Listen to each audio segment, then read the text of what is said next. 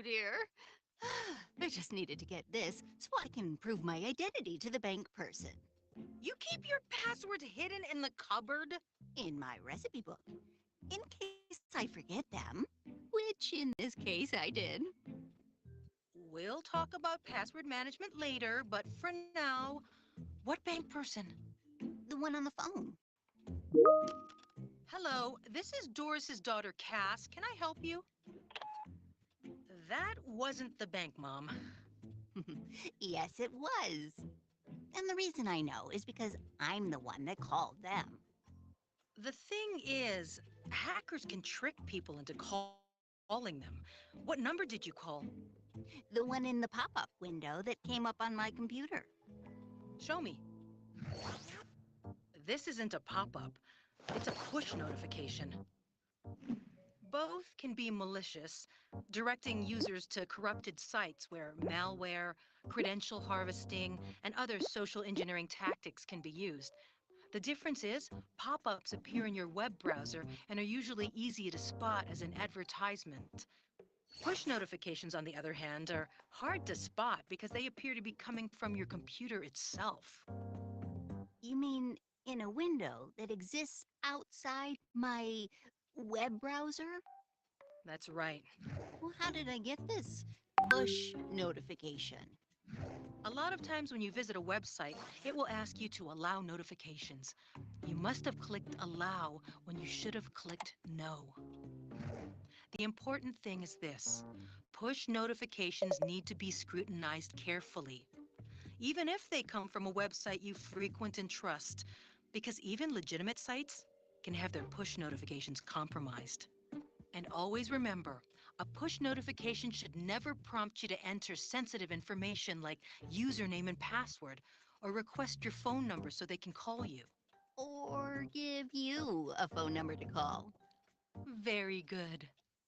Well, whew, look at that. You saved me twice in one day. Once from falling off a chair, and once from falling for a scam. Now, about those passwords you keep hidden in your recipe book.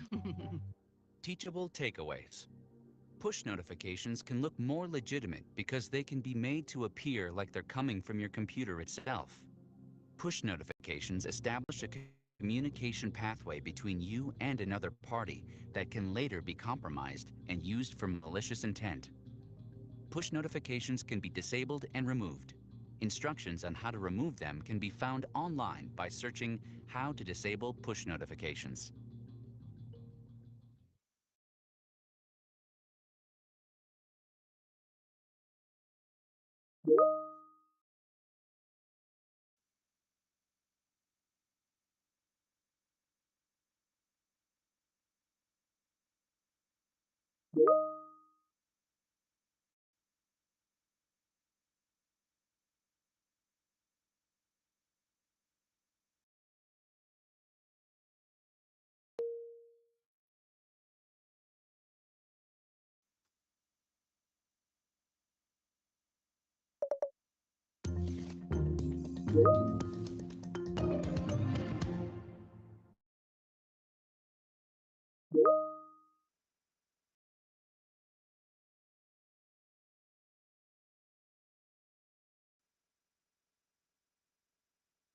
Ninjio, Episode 604.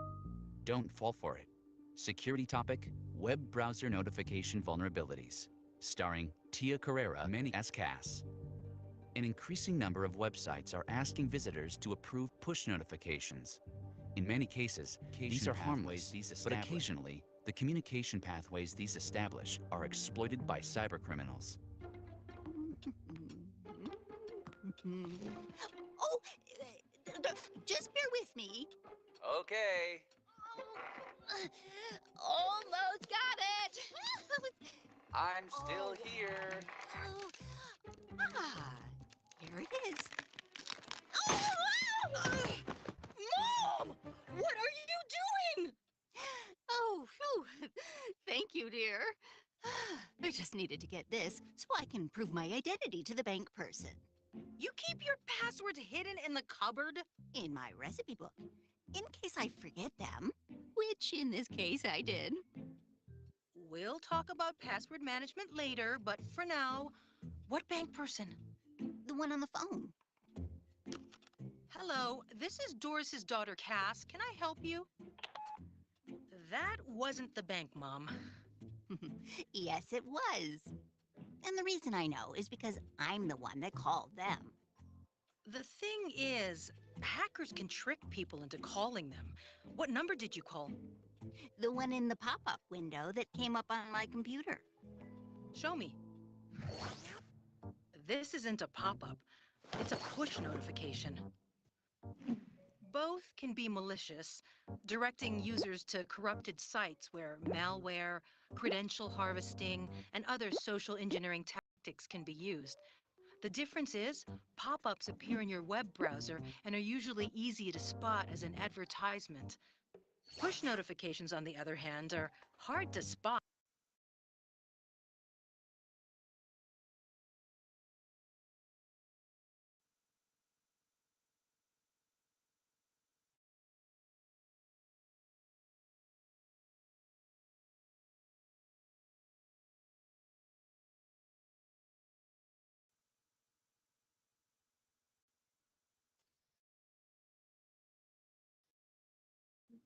Hello, everyone. Good afternoon to you all. I welcome you to today's Threat Intelligence Seminar. Before we get started into our main business, I would like us to watch the security awareness video, and then we answer the question before we get started. So I'm going to play the video, then we watch it, and after we answer the questions afterwards. Thank you.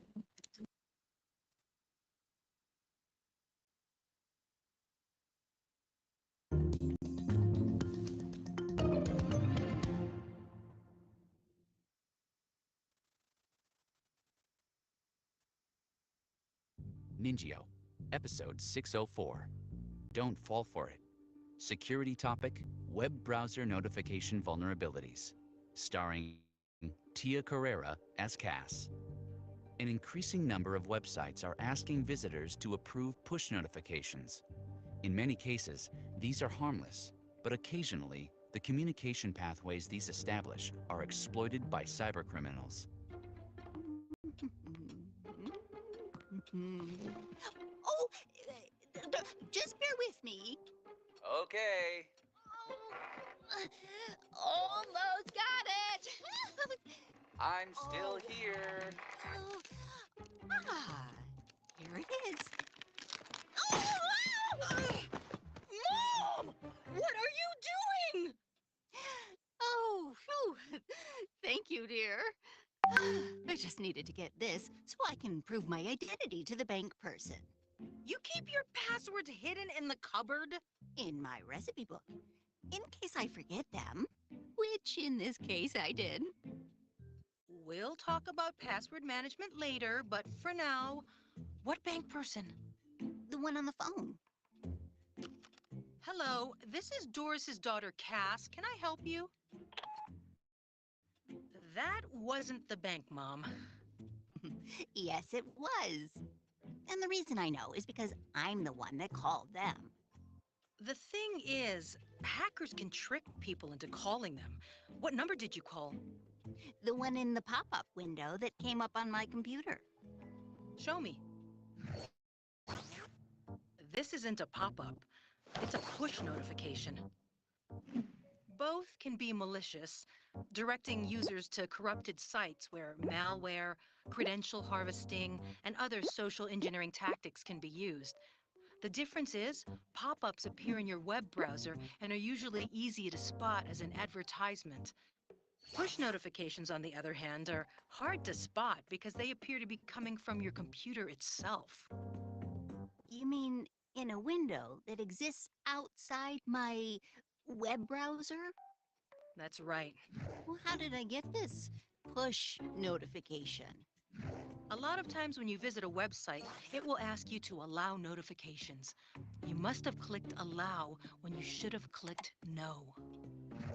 The important thing is this: push notifications need to be scrutinized carefully, even if they come from a website you frequent and trust, because even legitimate sites can have their push notifications compromised. And always remember, A push notification should never prompt you to enter sensitive information like username and password, or request your phone number so they can call you. Or give you a phone number to call. Very good. Well, whew, look at that. You saved me twice in one day. Once from falling off a chair, and once from falling for a scam. Now, about those passwords you keep hidden in your recipe book. Teachable takeaways. Push notifications can look more legitimate because they can be made to appear like they're coming from your computer itself. Push notifications establish a communication pathway between you and another party that can later be compromised and used for malicious intent. Push notifications can be disabled and removed. Instructions on how to remove them can be found online by searching "How to disable push notifications."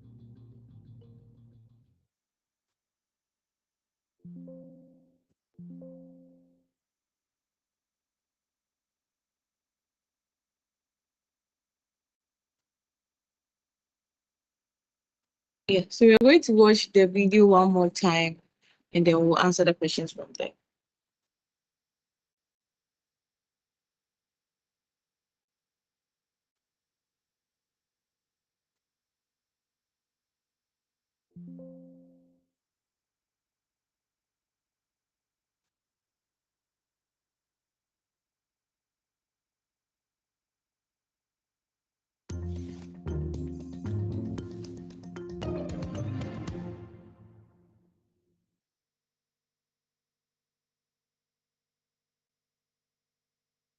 Ningio, Episode 604.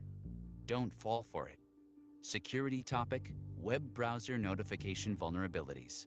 Starring Tia Carrera as Cass. An increasing number of websites are asking visitors to approve push notifications. In many cases, these are harmless, but occasionally, the communication pathways these establish are exploited by cybercriminals. Oh, just bear with me. Okay. Almost got it. I'm Oh, still here. oh, ah, here it is. Oh, Mom! What are you doing? oh, phew. Thank you, dear. I just needed to get this so I can prove my identity to the bank person. You keep your passwords hidden in the cupboard? In my recipe book, in case I forget them, which in this case I did. We'll talk about password management later, but for now, what bank person? The one on the phone. Hello, this is Doris's daughter, Cass. Can I help you? That wasn't the bank, Mom. Yes, it was. And the reason I know is because I'm the one that called them. The thing is, hackers can trick people into calling them. What number did you call? The one in the pop up window that came up on my computer. Show me. This isn't a pop-up. It's a push notification. Both can be malicious, directing users to corrupted sites where malware, credential harvesting, and other social engineering tactics can be used. The difference is, pop-ups appear in your web browser and are usually easy to spot as an advertisement. Push notifications, on the other hand, are hard to spot because they appear to be coming from your computer itself. You mean in a window that exists outside my web browser? That's right. Well, how did I get this push notification? A lot of times when you visit a website, it will ask you to allow notifications. You must have clicked allow when you should have clicked no. The important thing is this: push notifications need to be scrutinized carefully, even if they come from a website you frequent and trust, because even legitimate sites can have their push notifications compromised. And always remember, a push notification should never prompt you to enter sensitive information like username and password, or request your phone number so they can call you. Or give you a phone number to call. Very good. Well, whew, look at that. You saved me twice in one day. Once from falling off a chair, and once from falling for a scam. Now, about those passwords you keep hidden in your recipe book. Teachable takeaways. Push notifications can look more legitimate because they can be made to appear like they're coming from your computer itself. Push notifications establish a communication pathway between you and another party that can later be compromised and used for malicious intent. Push notifications can be disabled and removed. Instructions on how to remove them can be found online by searching "How to disable push notifications."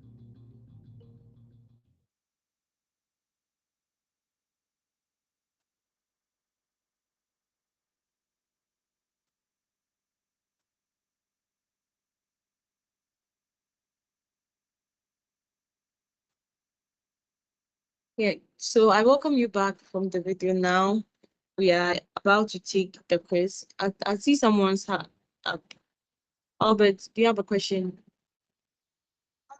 Yeah, yes, please. Now I wanted to ask if someone can withdraw it, record it, then later on send it to the group so that we can rewatch it. If It is being recorded. It is a recorded session. So okay, thank you. you're welcome. Okay, so now I'm going to click on the quiz, read the questions, and then we answer the questions together. So the first question reads, it's a true or false statement. Hackers can trick people into calling them and make it seem legitimate by sending online pop-ups. True or false? True. Okay, Albert says it's true. Is there any other person that That's them as fishing. disagrees with That's Albert? them as fishing. So the second Yeah, hello. question says, when being asked to let a website send push notifications or allow website notifications, you should either be extra careful. Criminals misuse this facility to promote malicious websites. Consider that website notifications might be a security risk as they can be hijacked to commit fraudulent activities. To scrutinize carefully, even if they come from a website you frequent and trust. And then the last option is all of the above.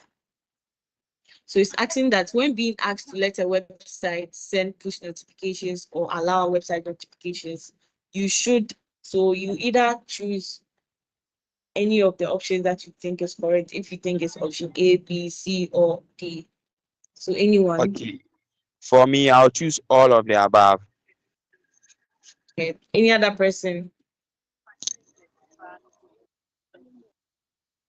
All right, so I think we should go with that. So the third question says, a hacker can use push notifications to direct users to corrupted sites. True or false? True. Okay. And then the last question is, a legitimate site can't have its push notifications compromised. True or false? This one I'll choose false. False. Okay. Since nobody has any submissions, I'm going to complete the quiz and see the score that we get. Okay, so we got 100%, meaning all the answers to the questions were right. So that is it for the security awareness training before we come to today's topic. So today's topic for the seminar is on malware, malicious software. For that, let me give you a minute to start sharing my PDF with you.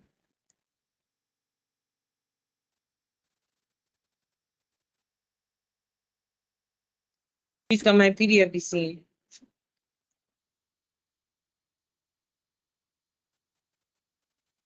Okay, so my name is Daniela. I'll be your presenter for today, and I welcome you to today's seminar on malware,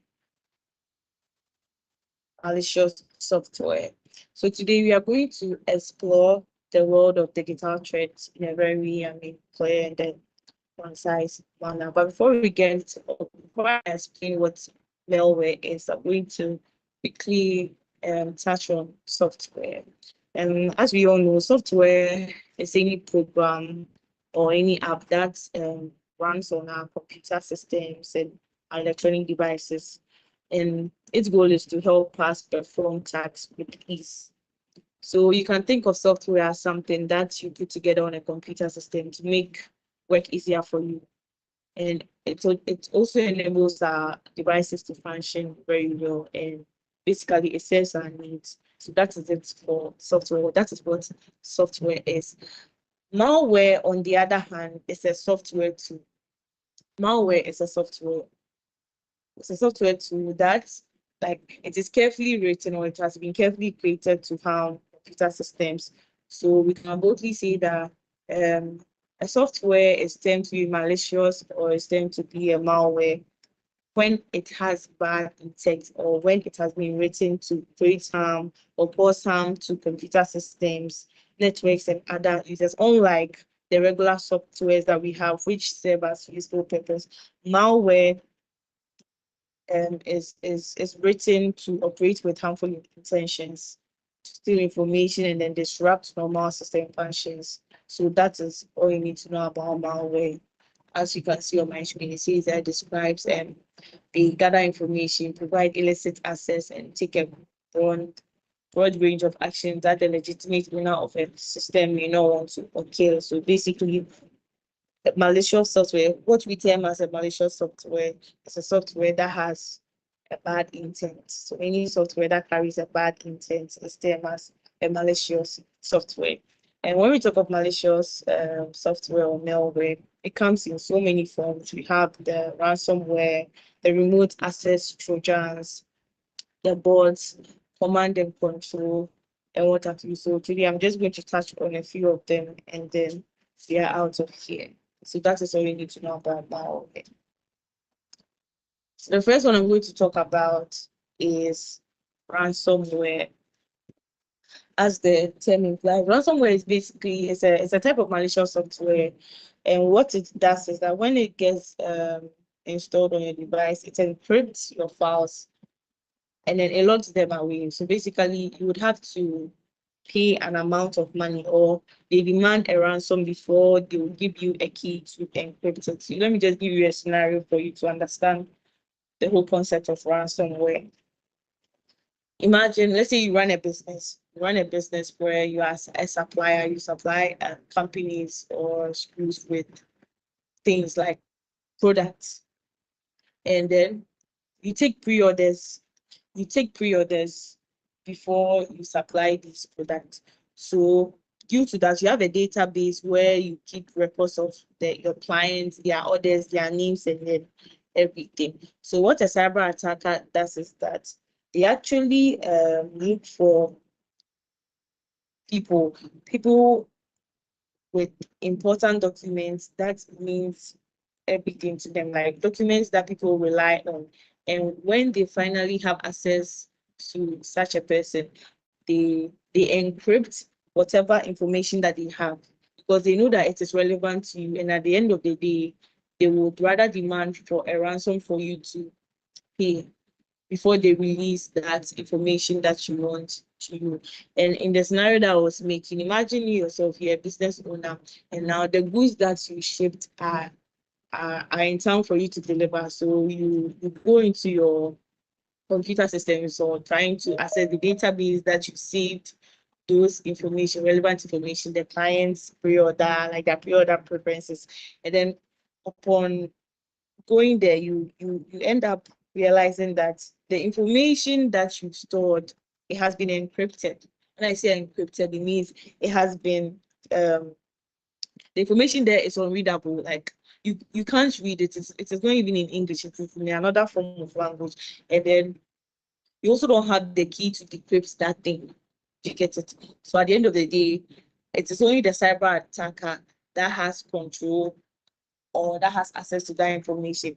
And because you may need that information to continue your business, you may end up giving into whatever that they are asking for. So that is where they provide Bitcoin account, and then they would ask you to make payments with before they give you the money. And when this happens, it can collapse your business because your clients may not even trust you anymore to get it. And another disadvantage with it is that if you don't have any backup of the data that you've stored on that particular device or that computer system that got compromised, that is where your customers who can also take advantage of that and tell you that they say if they ordered 10 bags of rice, they could tell you that they ordered 50, and then we didn't have any evidence to base on to say they are lying because we've lost access to that database that contained all the relevant pre-orders and information that they had.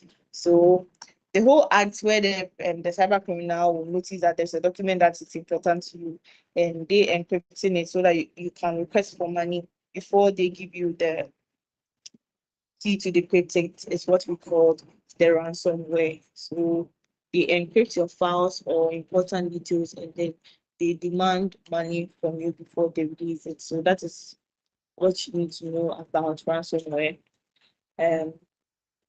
The next one I'm going to talk about is the remote access. The next one I'm going to talk about is the remote access Trojans.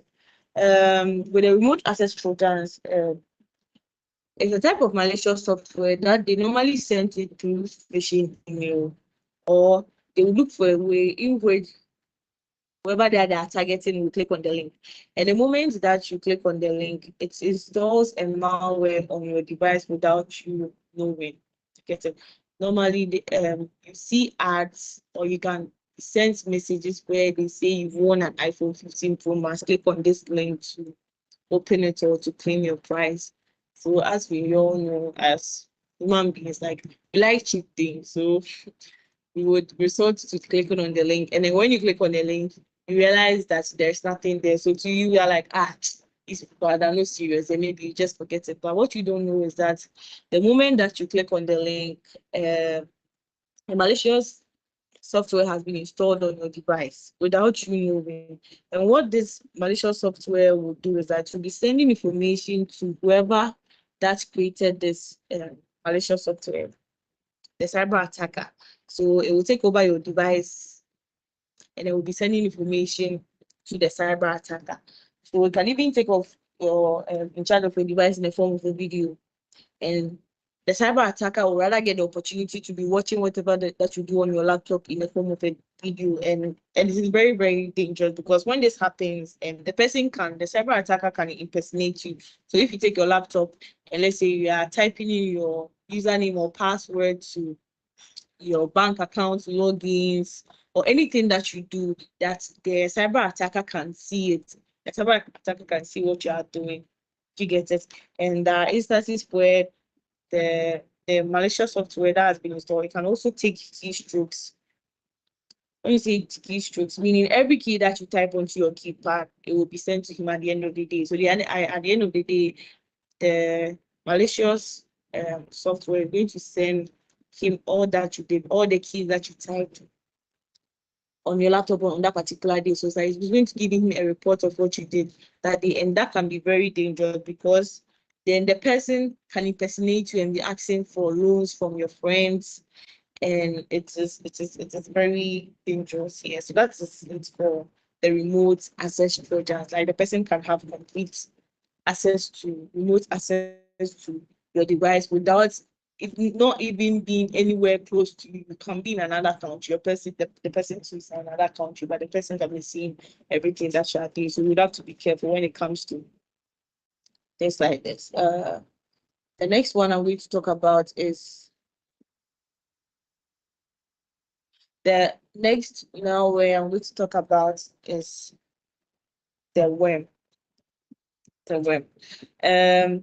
Worms are actually type of malicious software, and with this it's kind of similar to virus, because they do the same thing. They get into a computer network and then they eat up the memory of the computer system. They can make the computer system slow. They can corrupt the files and folders and all that. Yes, but with the worm, it spreads. It spreads like once a computer becomes infected with the worm, it starts to make copies of itself and it looks for other vulnerable computers to infect. But with the virus, it doesn't. It only sits on one machine, like it catches only one machine, but the worm, it spreads. It spreads and it doesn't even need to attach like itself to files or programs. No, it can travel through networks and then internet on their own. You get it, yes. So the worm is very, very dangerous. That is why sometimes if you discover if you discover that your a device or a machine has been infected with the worm, the first thing that you're supposed to do is to isolate the device. You shouldn't wait for some time, otherwise it will take over the entire assets that are left. So if you discover that your system or your device has been infected with the worm, the best thing for you to do is to isolate or contain that machine off whatever network that is running on, because if you don't do that, it can hit the entire network and then every asset on the entire network is being corrupted. So that is it for the phone. So the next one we're going to talk about is the rootkit. When we talk about rootkits, it's a very rootkit attacks is a very, very complicated one, because with this type of attacks, it attacks the main operating system. And it's a type of malware that attacks the main operating system, and it even hides itself deep within the system, that it becomes difficult for you to detect it. And when this happens, it gives the cyber criminals unauthorized access and control over whatever device that they are able to have their hands on. And the thing is that once it is installed on your device, it is going to conceal itself. That it conceals itself in such a way that even the regular antivirus software, it may not be able to detect it. To get it. And the bad side of this is that it's going to allow the attacker or the cyber attacker to operate undetected, and the person will be carrying out malicious activities like stealing sensitive information and even spying on you, the user, your behavior, then how you go about your computer, which is going to get it all. The cyber attacker is going to have access to everything. And because you operate at such a low level, as I said, it is very, very challenging to detect and then remove them. The best way to actually prevent this from happening is by running patches, not patches. So make sure that all your the systems are up to date. Whenever, let's say, Microsoft releases a new update, you're supposed to patch your assets to meet that so that it catches up with it. So that's it for the rootkit, and it's a very, very complicated type of malware. And also, when it happens like that, you would have to run a fresh operating system, because although they have ways to mitigate it, it's not really the most effective way. So the best option that you would have to do after your device has been infected with rootkit is to better off run a fresh operating system, and that should solve the scenario. So that's it that you need to know about the rootkit malicious software. I'm also going to talk about backdoor. So when we talk about backdoors normally they are sort of, let me put it this way, they are sort of entrances like that the developers of a particular app, they create it for legitimate purposes. Do you get it? Let's say if a software developer creates an app, they intentionally create a backdoor so that it will help with the troubleshoot technical issues. So that if there's any problem and then they can't use the normal login process, they resort to the backdoor to get it done. Yeah, but the downside of it is that sometimes the cyber attackers can exploit this. Like they can identify this loophole and then they will use it to their own advantage. So that is when it becomes scary. So sometimes when the developers of the app, when they realize that their backdoor it has been discovered by cyber attackers, what they do is that they fix it and then they change where they located the backdoor. They change it. So normally you would see that some apps would update their features, and then maybe you probably may think that, oh, you just added these new features to it. No, it's probably because they realize that the backdoor of the app that we developed has been recognized by cyber attackers. So they would have to fix that, and then they would update it for the users so that if anybody tries to use that, or if anybody tries to resort to using that backdoor, have their they're not going to have their way. Sorry. So that's it that we talk about. Um, and moving on,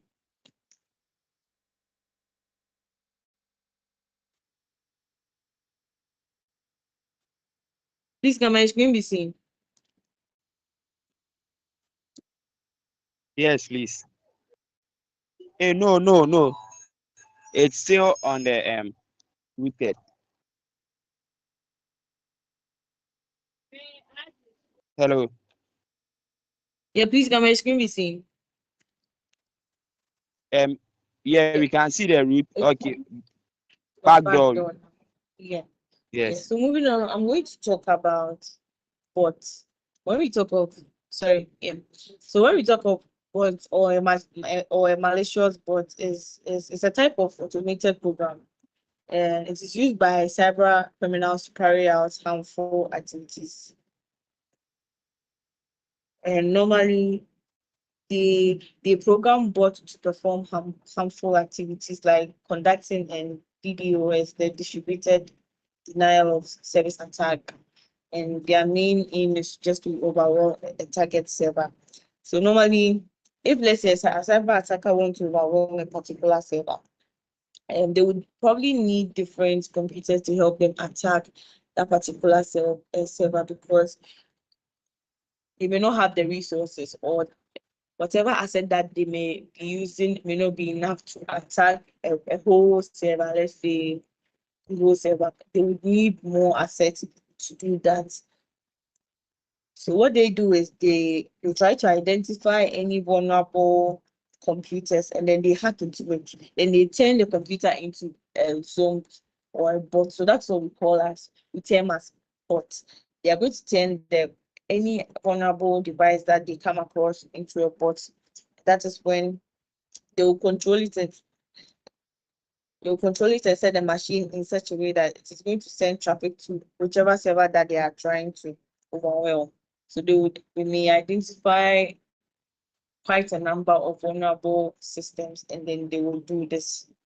That's why it is very important for you to protect your device, no matter how little information you may have on it. Maybe you may say that you are nobody and you don't think you have any data or any sensitive information on your laptop. So you don't see the reason why you should be protecting your computer with antivirus and all that. This is one of the reasons why it's important, because a cyber attacker can have access to your vulnerable system. They can hack into it and then they can use it for their own intent. And when this happens, when let's say um the the team finally just finds that okay, this is where the attack is coming from. Although you may think that you may not even know that your account has been turned into a bot to direct traffic to overwhelm a server or something. But when investigations are conducted, you may probably be in trouble because your host name and IP addresses will show, and then you'll be included when investigations are being going on. So that is what you need to know about the bot. So it's very, very important for everybody to protect their computer assets, whether you have important information or not. You should be able to protect your computer assets because cyber attackers can use that as a loophole and then for their own personal gain you can also get into trouble for that. So that it is for there. But the last one I'm going to talk about, time is not on our side, is the key lockers. So with the key lockers, it's also a type of malicious software. And with this one, it records keystrokes that are made on computer or mobile devices. So keystrokes such as passwords, credit card numbers, and other sensitive information. And they also operate in the background. And here is how you can get it. So normally, what cyber attackers do is that, let's say they need sensitive information from somebody that works in a particular company, so they can put a pen drive on the floor. Me personally, I've walked around several times and I've been seeing people's pen drive lying on the floor. Sometimes I get the edge to like take it in because hey, I've got a new pen drive and just format it and use it on my own. I think I've done that before, but I was probably a child, but now I know better, so I should do what to do now. So what they do is like they leave these pen drives or removable media at vantage points where they know people pass a lot. Yes, with the aim that somebody will definitely take it, and as curious as we are as human beings, the person will try to see what is on it, or the person will try to get it back to the original owner. So, and they do it in such a way that immediately you put the insert the pen drive into your device, automatically the malicious software gets installed on your device or mobile phone or whatever that is it that you are using. It automatically gets installed on it. And as I said, what it does is that every key, every letter, alphabet, anything that you type on your keypad, it is being recorded and it is being sent to the developer of that malicious software at the end of the day. So the person can program it in such a way that at the end of the day, after 10 p.m., the system should send him or her a copy on the email and it's going to just do that. So imagine you are there and then everything that you are typing on your laptop, every key, whether you are typing your password, whatever that it is, confidential customer information or data, anything that it is, at the end of the day, once that software has been installed on your device, once that software has been installed on your device, the cyber attacker is going to have access on that particular thing. So that's it, or that's what I need to know about keyloggers. So therefore, it's very important that if you come across any of these pen drives or removable media on the floor or wherever you find yourself, you do not have to insert it into your device. It's not advisable to do that. If you're working with a company, you probably send it to the cybersecurity team, or you just leave it there because it is one of the attackers' way of getting to their targeted people. So that is all that you need to know about keyloggers. So time is not on our side. It's almost time, and I think I'll bring out my presentation to an end over here. So quickly run you through. These are the few forms of malicious software that I have shared. So if you have any questions or anything I think we should discuss, you can let me know and then we take it from there.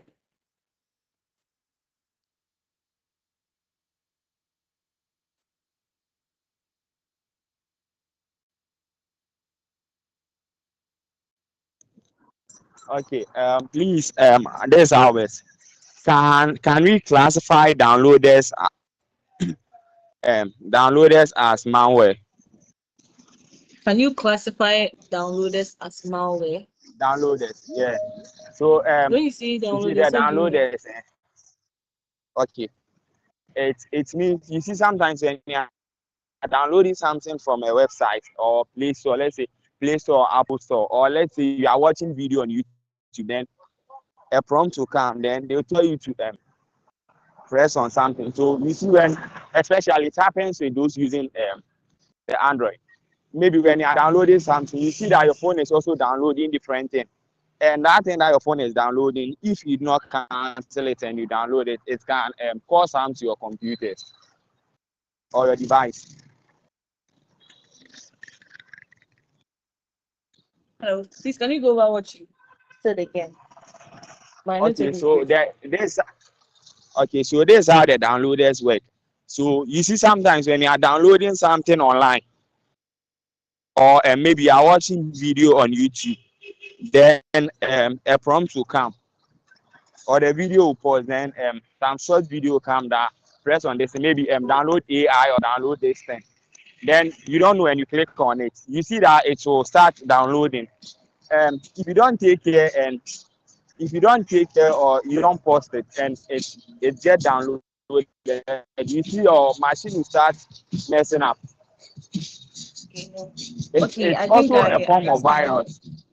Yeah, I think I understand where you're actually coming from. You can classify that as such. So normally it is not advisable for you to click on links that pop-ups when you are trying to navigate your way through a website, because cyber attackers can embed a malicious link or a malicious code into that. And when you finally click on it or you even install it, most of the sites, when you click on it, it takes you to a page and then they tell you that like there's nothing in the page. So you probably just forget about it and then you delete the page. So it is one way of getting infected with a malicious software. So that is true, just right. So I think yeah, you can classify it under that. So it's not advisable to be clicking that. You can have a settings in your laptop where you block notifications like that. There are websites where once you open it, there's a pop-up that asks you if you would want them to allow notifications or not. It is better off if you turn them off or you click on block so that you don't receive any notifications. Like that's when you are navigating your way through a window. Yeah, so that's it. Yeah, right. You can classify it as such. Please, are you okay? Yeah, yes, please. Yes. All right. Okay, thank you. Is there any other person?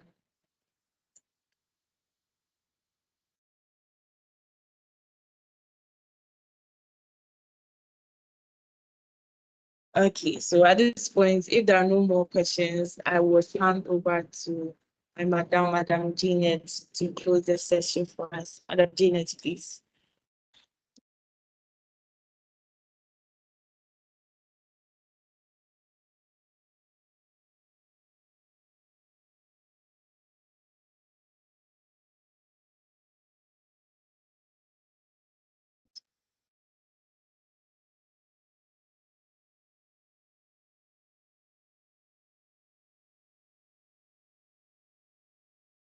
Okay, sorry. Unfortunately, Madam Janet isn't available, so I think I'm going to close the session.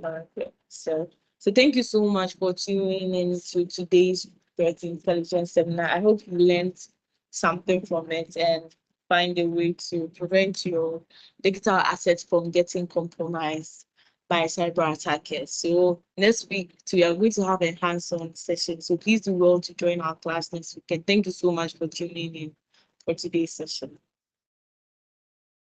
So I'm going to end the Thank you. class. All right. You're welcome. Bye.